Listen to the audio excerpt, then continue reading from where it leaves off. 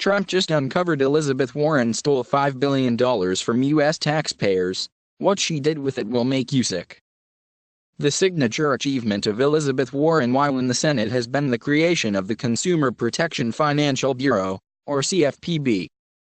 It was created to act as a watchdog for the financial industry following the 2008-09 financial crisis. Now it's all coming out what she's allegedly responsible for doing, and it's not good.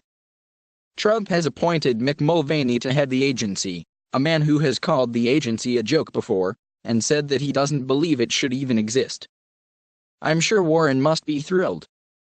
It's a good thing too, because it means a man aware of the reality of the situation at the bureaucratic nightmare that is the CFPB.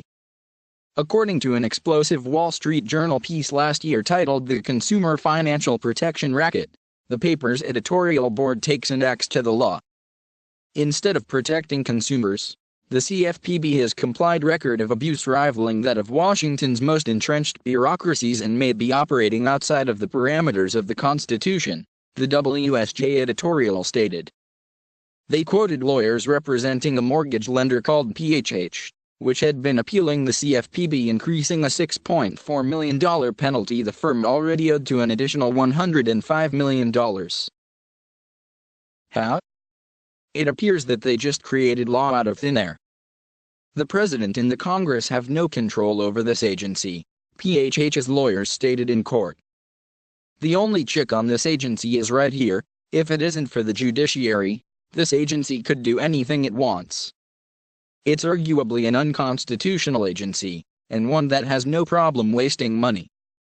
CFPB pays 56 employees more than the $199,700 Federal Reserve Board Chairman Ben Bernanke receives. Federal Reserve governors get $179,700, a figure exceeded by 111 CFPB workers.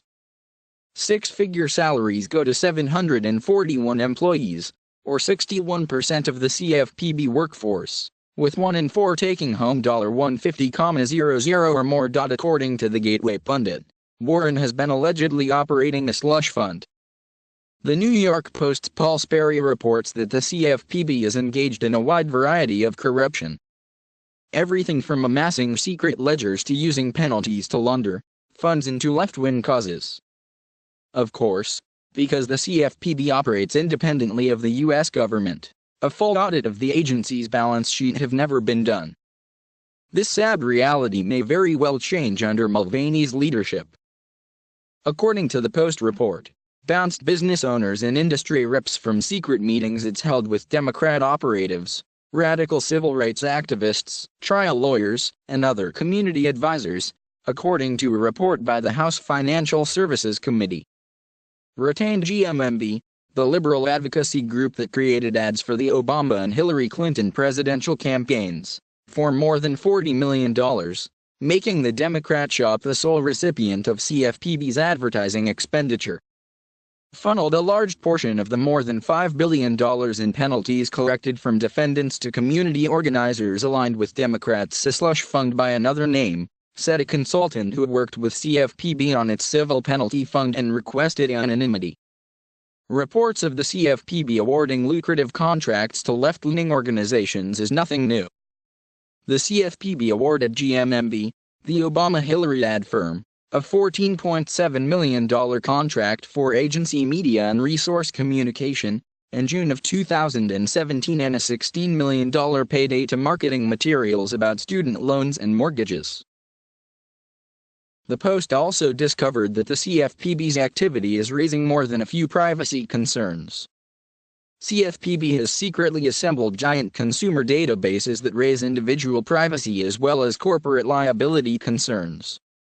One sweeps up personal credit card information and another compiles data on as many as 230 million mortgage applicants, focusing on race and ethnicity. While Ronald Reagan once observed that nothing lasts longer than a temporary government program, the CFPB was intended to be permanent and may now only be temporary. On his first day on the job, Mulvaney instituted a 30-day freeze on all new hiring and creating of new regulations at the CFPB. The banking industry breathed a sigh of relief when he did so, as they, and industry analysts, have long observed that some harsh and unjust regulations created and enforced by the agency had driven thousands of banks out of business. The agency should have been eliminated long ago. It's a relief that the captain of that ship appears to be heading deliberately into an iceberg.